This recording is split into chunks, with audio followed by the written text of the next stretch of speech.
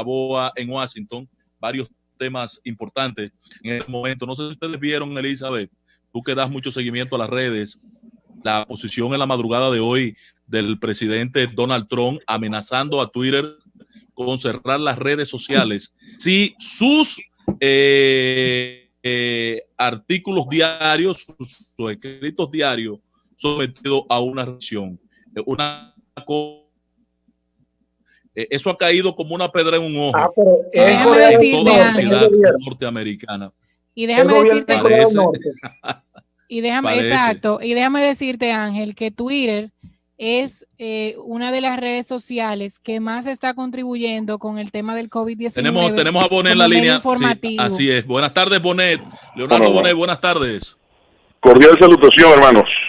Gracias. Bueno, con la dispensa de doña Consuelo Despradel, líder de este equipo que está ausente, pero en escena se encuentra Aníbal Herrera, Khalil Michel, Elizabeth Mateo y don Pedro Jiménez. Ángel Acosta, su amigo y servidor. Patrón, dígame esta situación que se ha presentado hoy con las afirmaciones y la amenaza del presidente Donald Trump con el tema de las redes sociales y la posible clausura de estas. Bueno, en un país como Estados Unidos eso no sucede. Lo que es sin precedentes es que el presidente emita una amenaza de ese tipo. Lo que no es sin precedentes es que el presidente, en este caso es Donald Trump, y tiende a afirmar cosas que no va a poder respaldar ni legal ni constitucionalmente, de tal manera que ese no es el tiempo, esto no es Venezuela donde Chávez decía, o donde Maduro dice, o Duterte en las Filipinas, que ya ciérrenme la emisora tal porque que dijo que yo soy feo.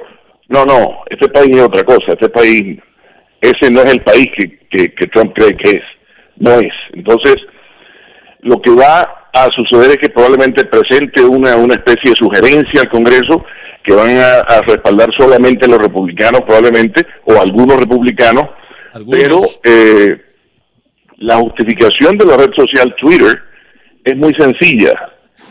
Si un individuo de la importancia del presidente de los Estados Unidos va a emitir falsedades por ese medio, no se lo van a tolerar.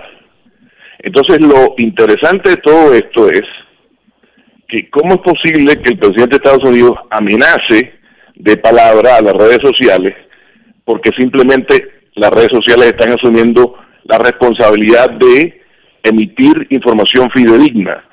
Es decir, que es una demanda de la sociedad. Unidos, no, y el presidente de Estados Unidos entonces no va a aceptar que se verifiquen los hechos que él está mencionando o las informaciones que él da como hechos, de manera tal que yo creo que eso es una controversia que no hacía falta, pero que nunca le sobra a Donald Trump hacer, de tal manera que eso es una cuestión que se va a quedar en amenaza y es probable que de repente haya un proyecto de ley donde traten de hacer alguna cosa, pero el kit de la situación es que el presidente no puede usar, ni el presidente ni ningún dirigente político puede usar vehículos sociales, medios sociales, para promover mentiras o medias verdades. No se puede.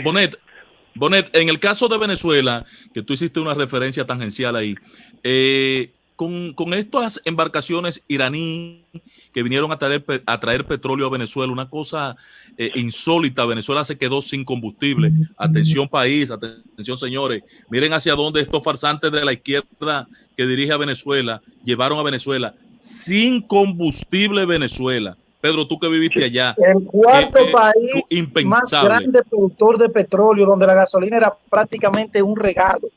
Con $2 mayor reserva del mundo. ¿Qué pasó con Estados Unidos, que permitió, después de haber amenazado que esos buques no iban a entrar a la región? Bonet. Sí, yo creo que Estados Unidos nunca emitió una amenaza en ese sentido, simplemente advirtió a Irán que preferiría que no mediara en la situación venezolana, y por otro lado Irán sostiene que están haciendo una transacción comercial. Por supuesto, los 5 buques llenos de gasolina llegan y las autoridades venezolanas lo celebran, porque resulta que ellos celebran que otro país petrolero le esté trayendo gasolina a la nación que tiene las reservas más grandes del mundo, las reservas de petróleo más grandes del mundo. Eso es el mayor acto de sinvergüenzura y corrupción posible, y sin embargo lo reciben como con helicópteros y aviones y entrando a aguas territoriales y etcétera. Pero eso es lo que ha hecho el comunismo del siglo XXI, acabar, porque lo que han hecho es totalmente lo contrario del toque de Midas. El toque de Midas en reserva. Tienen 20 años destruyendo a Venezuela, donde no hay agua, no hay gas, no hay gasolina, no hay medicina, no hay hospitales, no hay alimentos, no hay paz, no hay tranquilidad, no hay seguridad, no hay nada en Venezuela. Y si cualquier partido izquierdista está escuchándonos, o cualquier dirigente quiere que se vean en ese espejo, que resulta que cuando teníamos el petróleo a $40, a $45 el barril, el difunto Chávez dijo que el petróleo podría llegar a cero y a él no le iba a importar nada. Bueno, claro que no le importa nada, porque resulta que primero está muerto y segundo se robaron todos los reales. Entonces, obviamente, ¿a quién le va a importar? Pero entonces reciben a los barcos iraníes, los buques iraníes con bombos y platillos, y eso es lo que es el reflejo a la incapacidad y a la impresionante, ¿cómo se podría decir? No solamente incapacidad, sino la falta de esa administración. La falta de todo, la falta de moral, porque resulta que también es un hecho que Cuba tiene dominados todos los estratos más importantes de Venezuela. El estrato militar y el estrato de inteligencia está absolutamente en manos de Cuba, absolutamente. Los cubanos no tienen... Sí. Finalmente, Bonet, tú sabes que hoy se cumple 11 años del cierre de Caracas Televisión.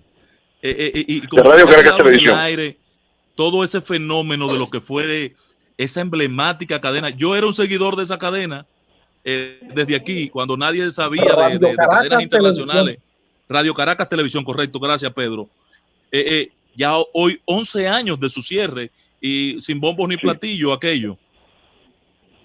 Pues lamentablemente sí, esa es otra muestra de lo que ha sido el comunismo del siglo XXI, la destrucción total de todo. Un diario como el Nacional, que fue extraordinaria figura del periodismo nacional e internacional, está hoy limitado a transmitir información vía digital porque le cerraron los talleres, porque los ahorcaron financieramente, económicamente, no les permitieron comprar papel, no les permitieron recibir papel. Y eso es lo que hace el comunismo del siglo XXI. Eso es lo que hace el comunismo, y es lo que ha hecho, es lo que sucede en Nicaragua, es lo que sucedió en Bolivia, etcétera, etcétera. Entonces, lamentablemente el peor impacto posible lo ha sufrido Venezuela. Jamás y nunca en nuestras vidas nosotros nos imaginamos viviendo en los 70 como vi yo en Venezuela, y sin embargo un legendario tío personal que en paz descanse nos dijo una vez en una reunión política, en una reunión de la familia, nos dijo: yo les apuesto que en Venezuela primero se acaba el agua que el petróleo. Dicho y hecho. Y nosotros tenemos extraordinarias fuentes hídricas a lo largo del país, especialmente en la parte suroriental del país, que tenemos ríos extraordinarios, 2 ríos, el Orinoco y el Caroní, y sin embargo nosotros no tenemos una gota de agua. El 93% de la población caraqueña, la capital de Venezuela, no recibe agua. El 93% no recibe agua a diario. 27 millones de almas. De 27 millones de efectivamente, entonces resulta que ese es el futuro. Entonces, obviamente la plata no es suficiente. Cuando hay una nación que ha sido explotada como ha sido explotada Venezuela, pero 20 años después, una de las cifras más alarmantes es que se han robado 450.000 millones de dólares. Eso lo que hagan es llorar. Bueno, gracias Bonet, gracias Leonardo. Excelente. Un gran abrazo, hermano, un gran abrazo. Un abrazo para ustedes de aquí. Compañeros, vamos a la pausa, regresamos de inmediato. Perfecto.